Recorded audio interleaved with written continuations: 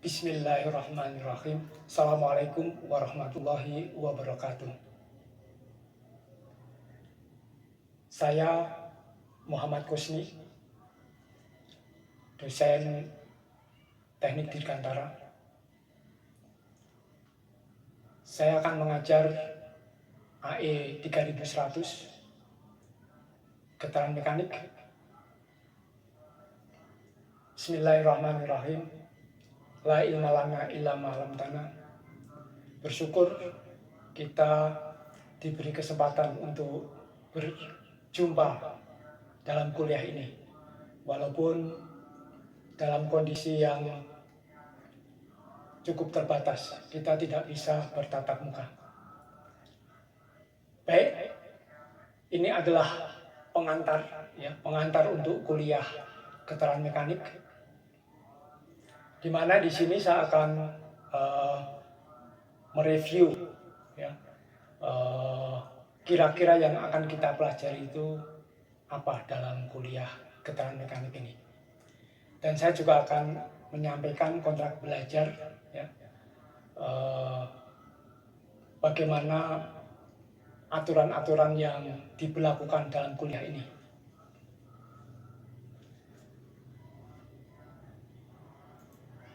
Oke, pengantar AE 3100 Getaran Mekanik. Jadi latar belakang kenapa kuliah ini penting, ini karena getaran mekanik itu merupakan bagian ilmu dinamika yang khusus mempelajari gerak yang berulang atau gerak yang berosilasi. Dan getaran ini tidak hanya terjadi pada struktur mekanikal saja, tetapi juga terjadi pada sistem biologi pada tubuh kita. Misalkan sistem jantung dan sistem pendengaran kita, itu salah satu contoh bagaimana getaran itu juga berlaku di dalam tubuh kita. Dan setiap rekayasa engineering, entah Anda mau membuat pesawat terbang, mau membuat roket, mau membuat satelit, mau membuat kapal, mau membuat kapal selam, atau apapun, membuat mobil, membuat kendaraan yang lain, di situ pasti akan terjadi fenomena getaran. Dan kita perlu untuk mempelajari ini karena beberapa kasus getaran itu menyebabkan ketidaknyamanan dan kita harus mendesainnya sehingga masalah yang terjadi itu bisa diatasi.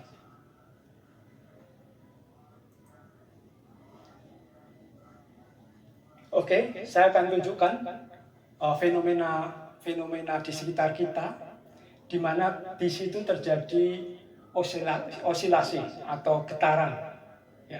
Yang pertama, Anda pasti sudah pernah melihat fenomena gerak dari pendulum, atau bandul, atau ayunan. Di situ terjadi gerak yang berosilasi, gerak yang bolak-balik di sekitar referensi dari gerak tersebut. Kemudian yang kedua, kalau Anda perhatikan ada tabung U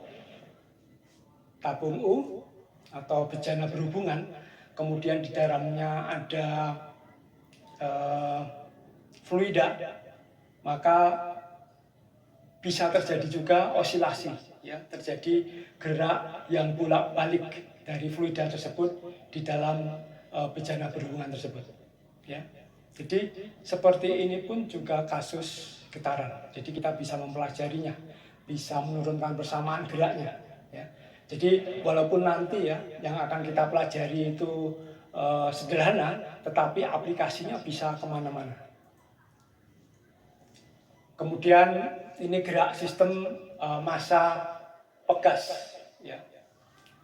Di sini pegas kemudian dihubungkan dengan spring atau pegas, kemudian massa akan bergerak, bergetar atau berosilasi.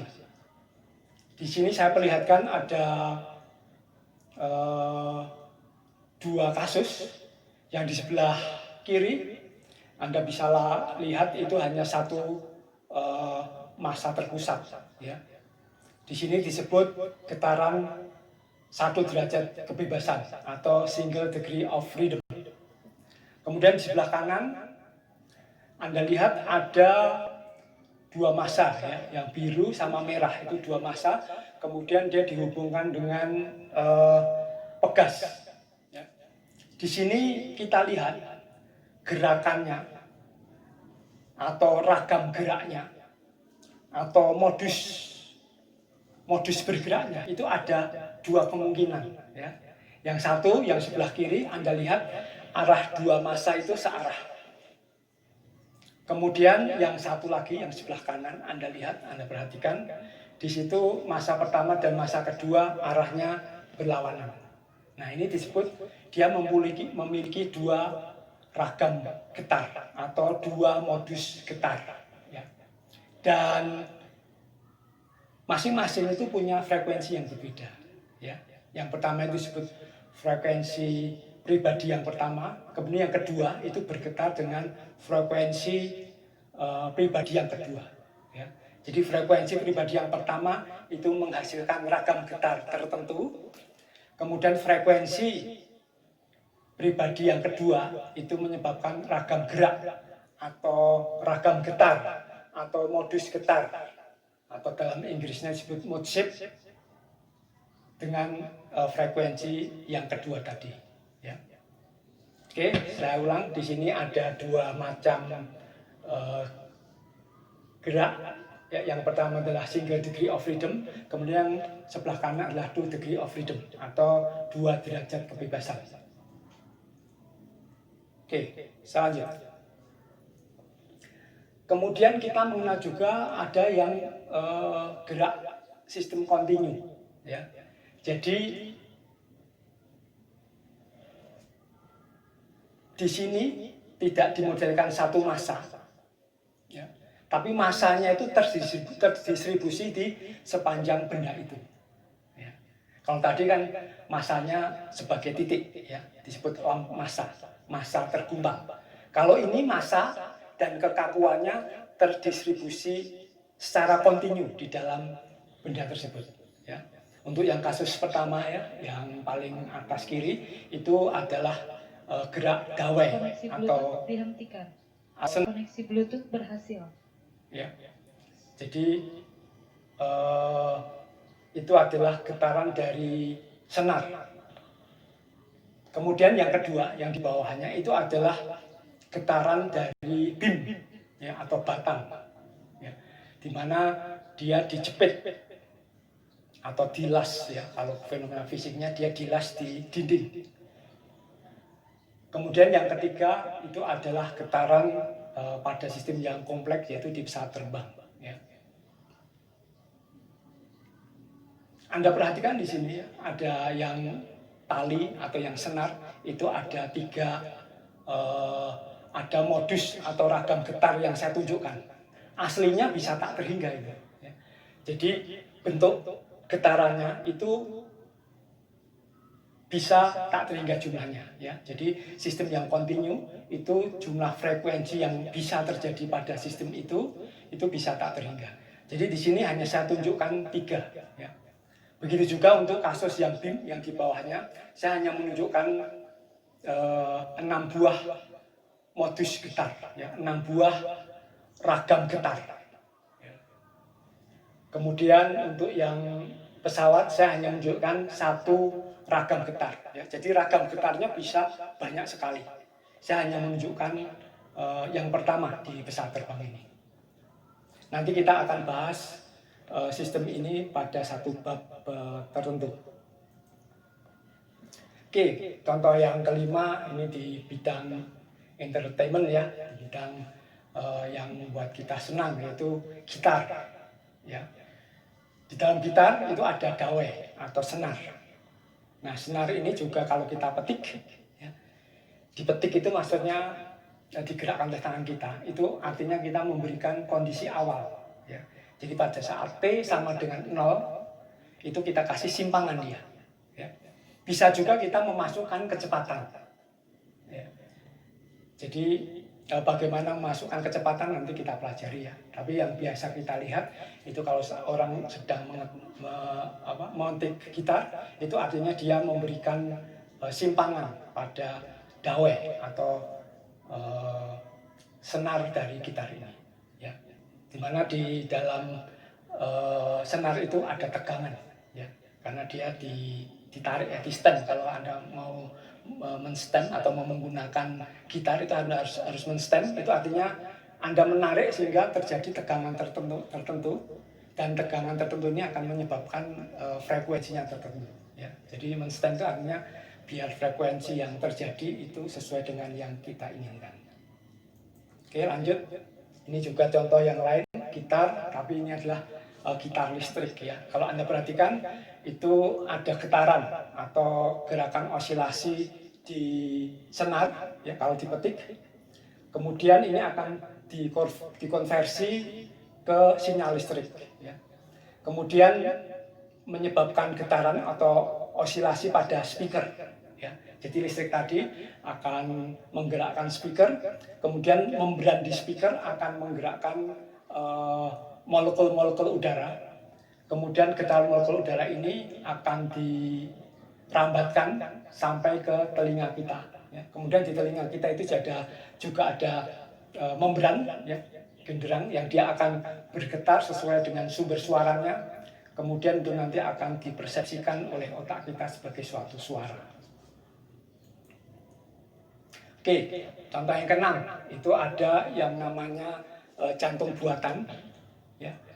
Dimana di jantung buatan ini kita harus mengenerate, ya, menghasilkan detakan, ya, gerak osilasi.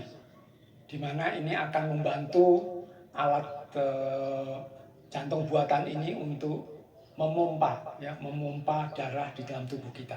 Ini juga memerlukan ilmu getaran, ya. Ada dosen kita, dosen teknik penerbangan yang bekerja di pengembangan jantung buatan. Ya, kemudian organ tubuh kita, ya, kalau kita perhatikan kepala kita ini terletak di leher, ya, kemudian leher ini juga mempunyai elastisitas, ya, dan juga memiliki redaman, ya, sehingga massa kepala ini dia juga bisa bergetar, ya. Kemudian mata kita juga dihubungkan ke tengkorak ini dengan daging ataupun dengan komponen tubuh kita, dan mata kita punya massa sehingga dia akan bergetar, ya. Jadi kalau kita naik mobil dan kemudian mobil itu bergetar dan frekuensinya itu sama dengan frekuensi pribadi dari mata, maka akan mengganggu penglihatan kita, ya. Begitu juga kasus kalau kita naik mobil kemudian frekuensi eksitasi yang diberikan mobil ke tubuh kita itu frekuensinya sama dengan lambung kita dan otak kecil kita, maka kita akan merasakan rasa yang tidak nyaman, mual, ya.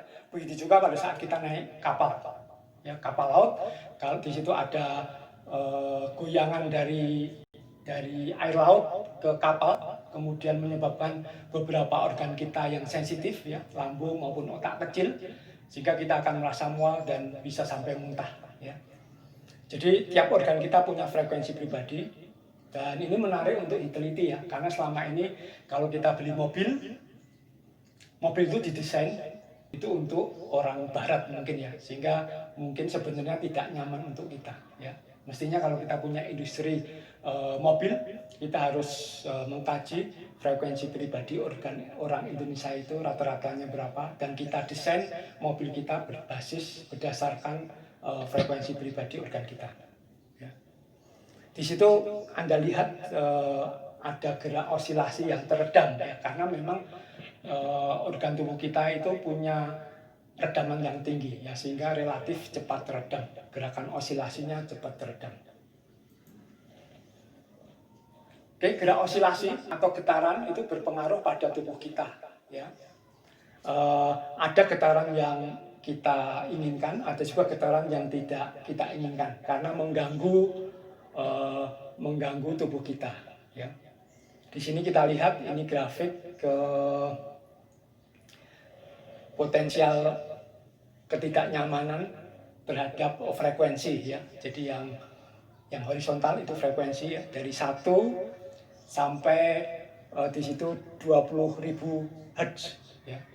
Di atas itu kita sebut ultrasound, kemudian di bawah 20 kita sebut infrasound ya. Jadi suara itu juga osilasi atau hasil dari getaran juga, di mana diklasifikasikan ada yang infrasound maupun ultrasound. Kemudian di antara keduanya itu adalah suara yang bisa kita dengar, itu suara yang bisa kita dengar. Untuk yang infrasound yang sampai 20 Hz ya, jadi ada 20 getaran per detiknya, itu akan menyebabkan getaran pada tubuh kita ya, entah di kepala sehingga menyebabkan sakit kepala, kemudian juga bisa menyebabkan disorientasi ya. Kalau yang terganggu itu adalah otak kecil kita, itu akan mengganggu keseimbangan kita dan orientasi kita.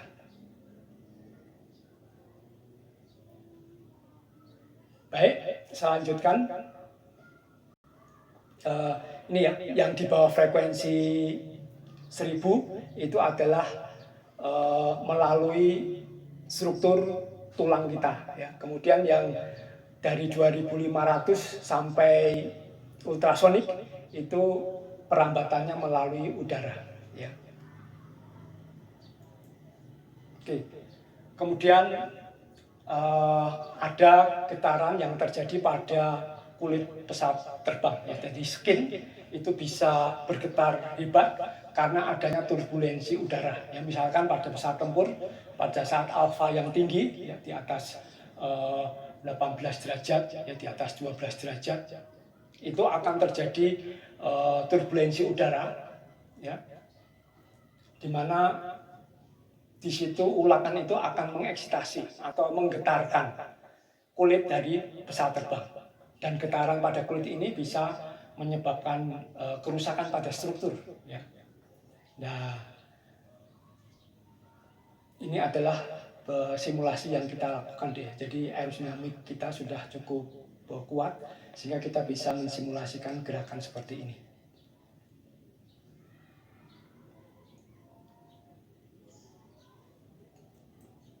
Oke, kemudian contoh yang ke-9 ini adalah struktur lepas pantai ya.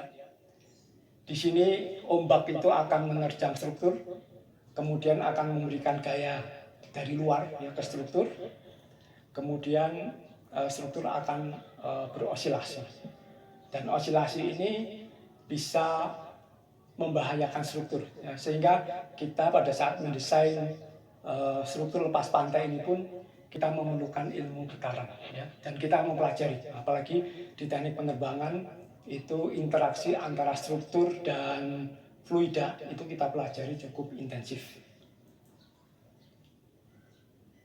Oke, kita mulai untuk getaran yang mekanik ya. Jadi getaran yang terjadi atau osilasi yang terjadi pada sistem mekanik ya. Tadi saya kasih contoh ada osilasi di dalam tubuh kita ya, di dalam human. Nah, di sini kita akan fokus pada osilasi sistem mekanik. Nah, getaran mekanik ini terjadi pada benda atau struktur yang memiliki inersia dan elastisitas ya. Jadi inersia itu adalah apa ya? Inersia itu kelembaman ya. Memiliki kelembaman ya. Jadi sistem yang punya massa itu dia punya kelembaman untuk bergerak translasi. Kemudian sistem yang berotasi ya, itu juga punya kelembaman untuk berputar ya. Sehingga kita juga mengenal nanti inersia untuk gerak putar ya. Kemudian yang kedua, struktur itu juga punya elastisitas ya, punya elastisitas, sehingga kombinasi inersia dan elastisitas itu akan menyebabkan gerak osilasi.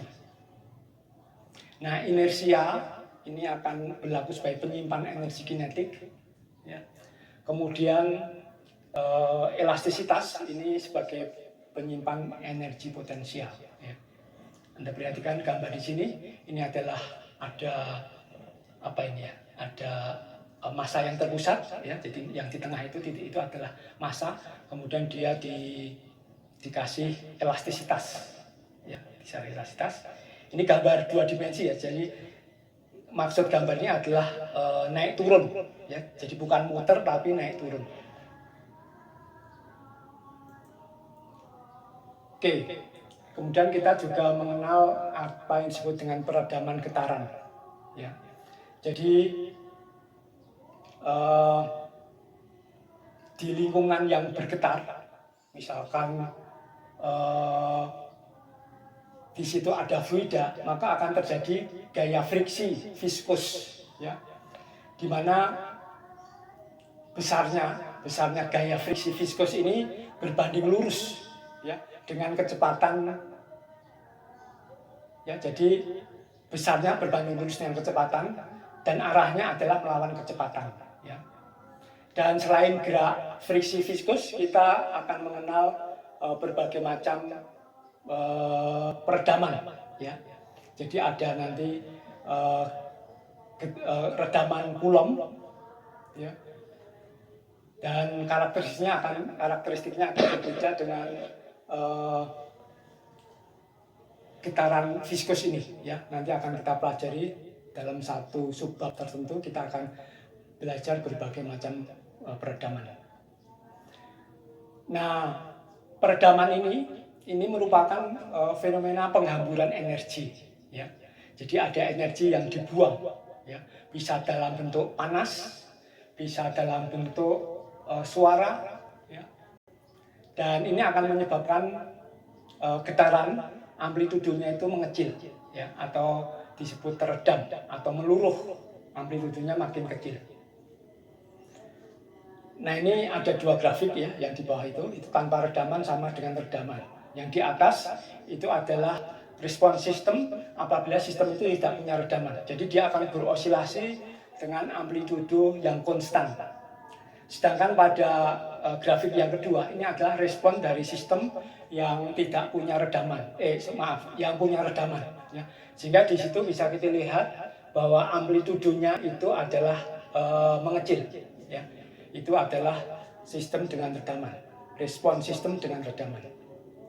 Baik, kita lanjut. Nah, getaran itu dapat merupakan hal yang diinginkan, ya. Misalkan pada alat pemadat tanah, ya. Di situ akan terjadi osilasi di bagian bawah, ya, di bagian merah itu akan terjadi osilasi naik turun sehingga ada gerak vertikal yang bisa membantu kita untuk memadatkan jalan, ya, atau tanah. Nah, untuk mendesain ini kita harus berupaya, ya, berusaha di handle, di tangan itu getarannya sekecil mungkin, ya, sehingga pemakainya yang memegangi alat ini akan merasa nyaman, ya, untuk memegangnya. Tetapi untuk yang di tanah itu didesain biar dia memberikan efek pukul yang maksimal, ya. Jadi ini nanti bagian dari orang ahli getaran untuk mendesainnya. Kemudian speaker, ya, speaker yang sering Anda lihat itu juga getaran yang kita inginkan, ya, karena untuk merubah getaran atau osilasi listrik menjadi osilasi di udara yang bermakna suara, ya. Jadi di speaker itu ada membran, kemudian membrannya akan digerakkan oleh suatu medan magnet, ya. Di situ ada lilitan di mana akan bisa menimbulkan gelombang elektromagnetik yang akan bisa menggerakkan membran, ya. Dan gerakan membran akan sesuai dengan sinyal listrik yang dialirkan ke speaker ini. Kemudian saya lanjutkan, ya, getaran ini dapat juga merupakan hal yang tidak diinginkan, ya. Jadi getaran dapat merupakan hal yang tidak diinginkan. Misalkan mobil kita, ya, pada saat dia lewat di jalan inginnya tidak ada gangguan dari tanah yang masuk ke pengemudi ya, melalui ban, kemudian melalui struktur mobil, kemudian sampai ke pantat pengemudinya atau penumpangnya ya. Kemudian yang kedua, getaran struktur pada pesawat terbang ya, pada helikopter dan sebagainya, itu adalah termasuk getaran atau gerak yang tidak kita inginkan. Begitu juga getaran yang terjadi di struktur lepas pantai, itu adalah getaran atau gerakan osilasi yang tidak kita inginkan ya.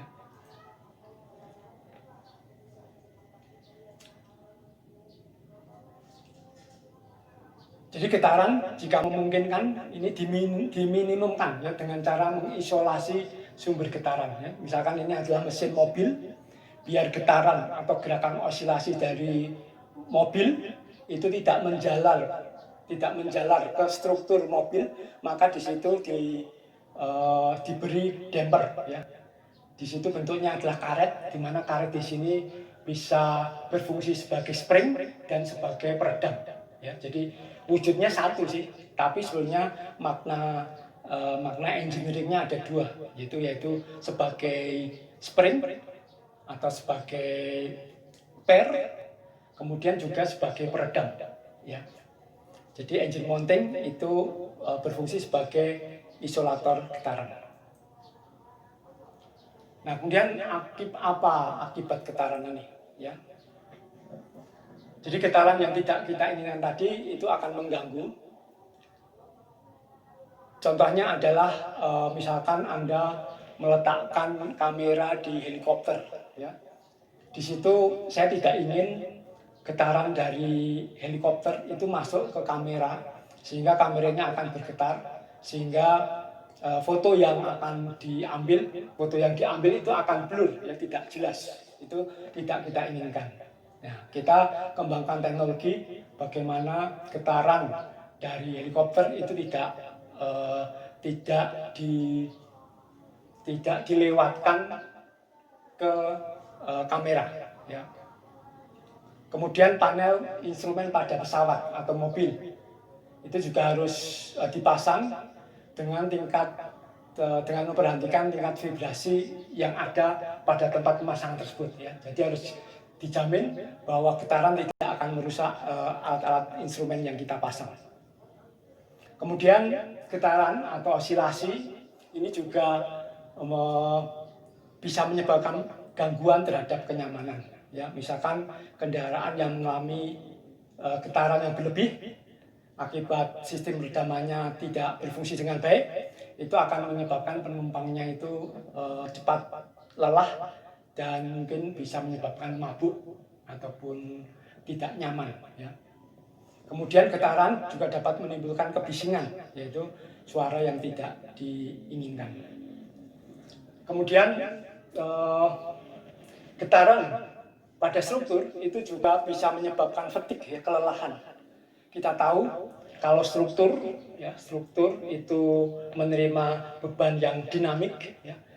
Jadi beban yang berosilasi maka akan menyebabkan initial crack, kemudian suatu ketika cracknya akan melambat membesar dan ini akan membuat struktur kita gagal ya. Jadi ini akan menyebabkan fatigue ya. Jadi getaran akan menyebabkan gerak siklik, gerak yang berosilasi. Kemudian gerak berosilasi ini menyebabkan tegangan yang berosilasi. Tegangan yang berosilasi ini merupakan penyebab terjadinya crack pada struktur pesawat ataupun struktur yang lain. Bisa di kereta api ya, misalkan di roda itu karena dia berputar rodanya, itu porosnya juga akan mengalami tegangan yang siklik ya. Jadi akan mengalami beban yang berosilasi. Kemudian untuk bisa mempelajari fenomena fisik getaran pada struktur, kita harus bisa memodelkan sistem yang kita kaji itu menjadi suatu persamaan matematik ya. Bentuknya nanti adalah persamaan diferensial. Persamaan diferensial order 2 ya. Misalkan di sini sebuah mobil itu bisa secara sederhana dimodelkan sebagai satu lamp massa, jadi massa terpusat.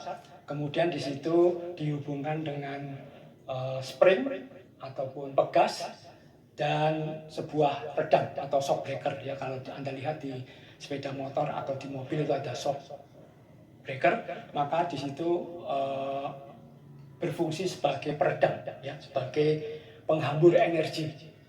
Ya. Oke, saya akan lanjutkan ke bagian selanjutnya, yaitu tentang kontrak belajar. Ya, kontrak belajar.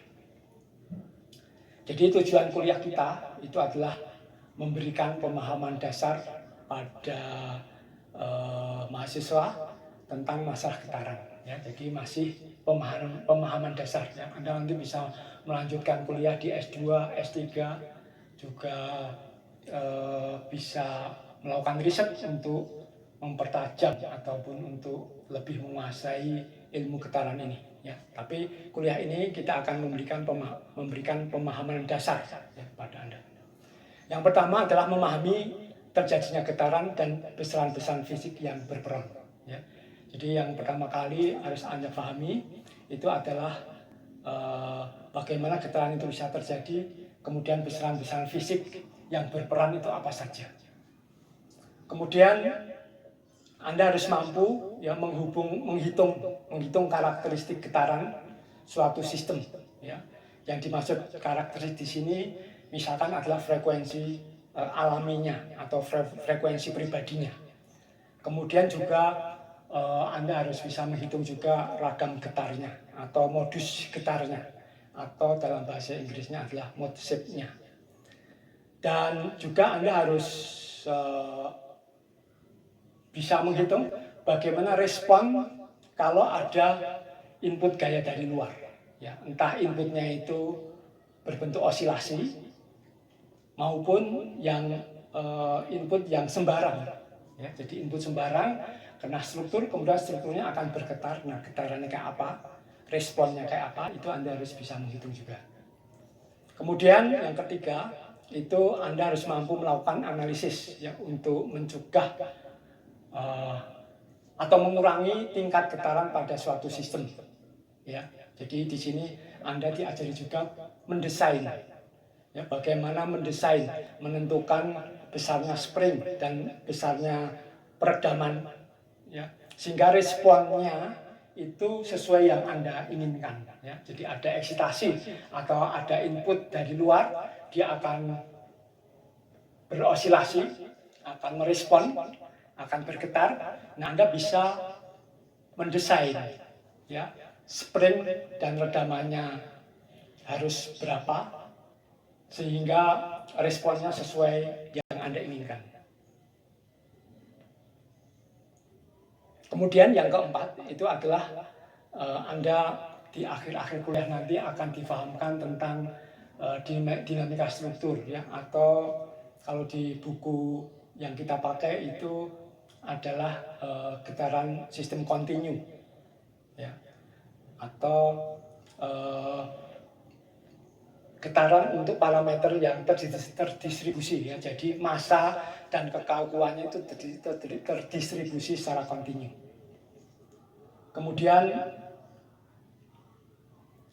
Anda harus memahami juga di akhir kuliah nanti adalah fenomena aerolastisitas, ya. Di sini terjadi interaksi antara struktur, ya, dalam hal ini adalah getarannya, dengan fluida yang di sekitarnya. Ya, jadi struktur karena ada udara, ada gaya aerodinamik, dia akan berdeformasi.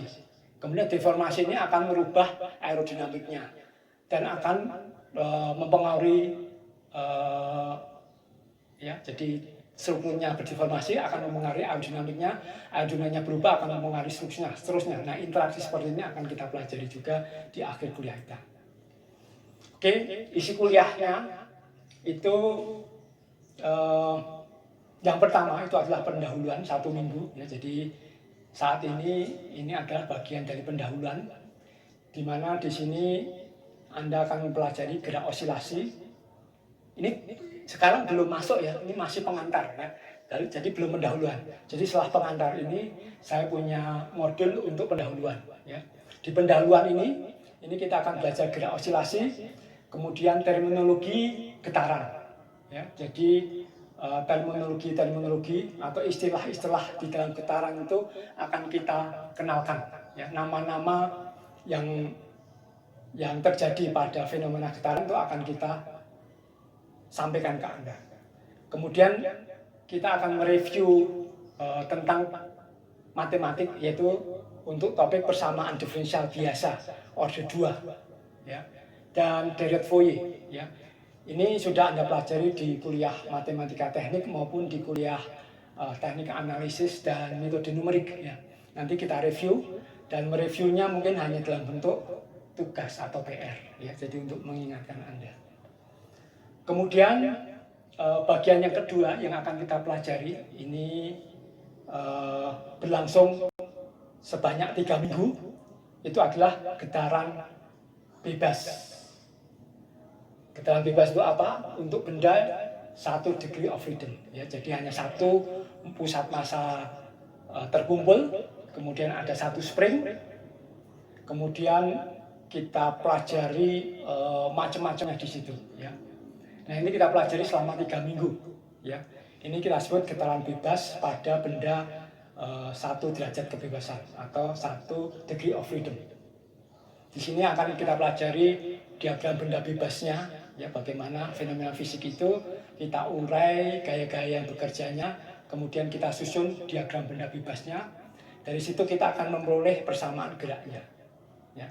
Dari persamaan gerak kita bisa menentukan frekuensi alami atau frekuensi pribadi dari sistem yang kita pelajari. Kemudian kita juga akan bisa mengetahui modusnya ya.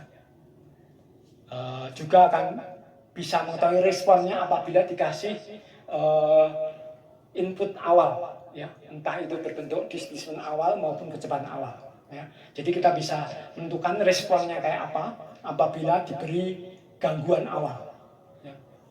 Kemudian kita juga akan pelajari kalau dikasih redaman itu pengaruhnya apa ya terhadap respon yang terjadi tadi ya.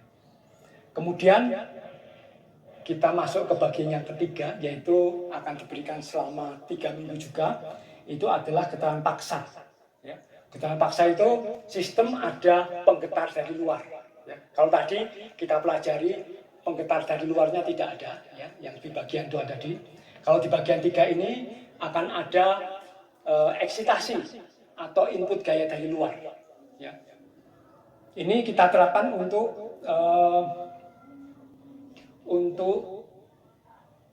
single degree of freedom juga ya, untuk 1 derajat kebebasan juga.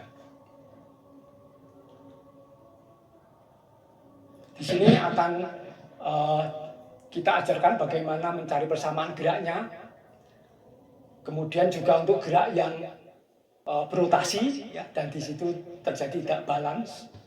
Kemudian juga gerak tumpuan, jadi kalau tumpuannya itu berosilasi maka responnya kayak apa, dan juga akan kita pelajari tentang pengukuran. Kemudian bagian yang keempat itu kita akan mempelajari getaran dengan input gaya sembarang ya. Kalau tadi ada gaya dari luar, tapi gaya dari luarnya itu masih osilasi ya. Jadi gerak harmoni, yaitu gerak yang frekuensinya tunggal, hanya 1 frekuensi dan konstan. Tapi kalau di getaran dengan input gaya sembarang nanti, itu inputnya tidak harmoni seperti itu ya, bisa sembarang. Jadi pengganggunya itu bisa sembarang. Di sini akan kita pelajari respon terhadap respon atau gerak pada sistem kita itu bergetarnya kayak apa kalau kena impuls ya, kena impact. Kemudian kita akan pelajari juga kalau kena eksitasi sembarang ya. Di sini akan kita pelajari, akan kita ulang ya. Ini ada materi transformasi Laplace yang sudah Anda pelajari. Kita akan ulang di sini. Kemudian bagian kelima itu kita akan mempelajari getaran derajat kebebasan jamak. Jadi kayak kasus yang ini tadi, spring dan masanya dua, ya ada dua massa terpusat kemudian dihubungkan dengan dua spring, dua pegas.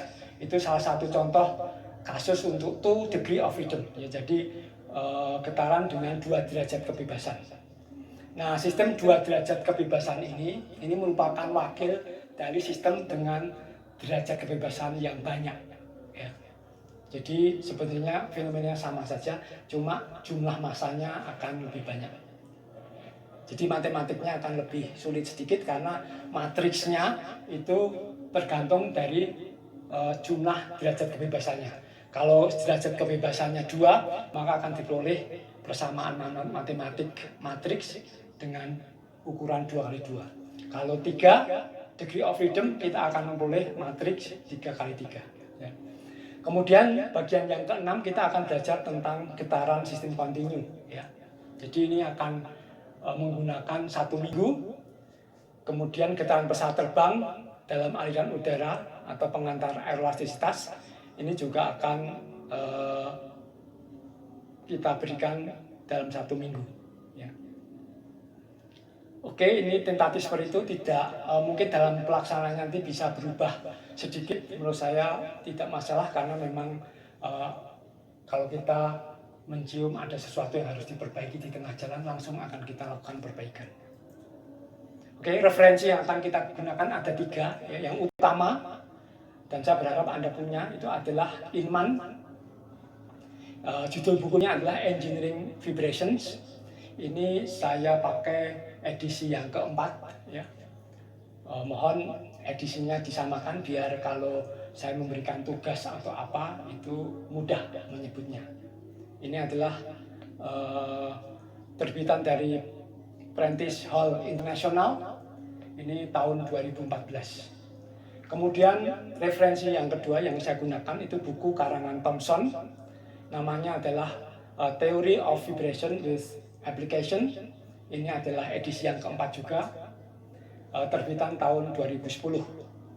Kemudian satu buku lagi ini untuk struktur dinamik dan aerolastisitas. Ini karangannya Hodges dan judulnya adalah Introduction to Structural Dynamics and Air Elasticity. Ini terbitan tahun 2011. Kemudian kuliah yang berhubungan dengan AE 3100 itu ada prerequisite. Ini adalah AE 2101, ini adalah matematika teknik. Kemudian ada AE 2103, ini adalah kuliah kinematik dan dinamika. Kemudian ada MS 2110, ini adalah mekanika kekuatan material. Kemudian AE 2201, ini adalah analisis teknik dan metode numerik. Kemudian ada kuliah sistem dinamik, ini adalah AE 2203. Ya, jadi ada 5 kuliah yang menjadi syarat dari kuliah getaran ini. Kemudian ada core question, ini adalah analisa struktur ringan. Kemudian ada kuliah lanjut yaitu kuliah aeroelastisitas.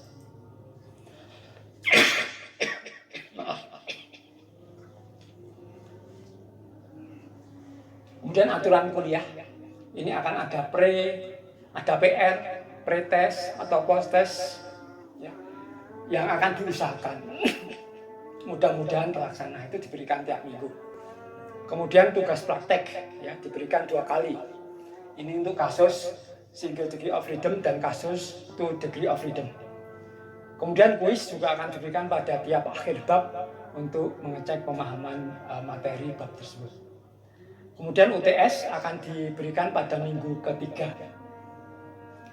Minggu ke-8 ya, UTS akan diberikan pada minggu ke-8. Bahannya adalah pendahuluan, kemudian getaran bebas benda 1 degree of freedom, kemudian getaran paksa benda 1 degree of freedom. Ya. Kemudian ujian akhir semester itu akan diberikan pada minggu ke-15 atau 16.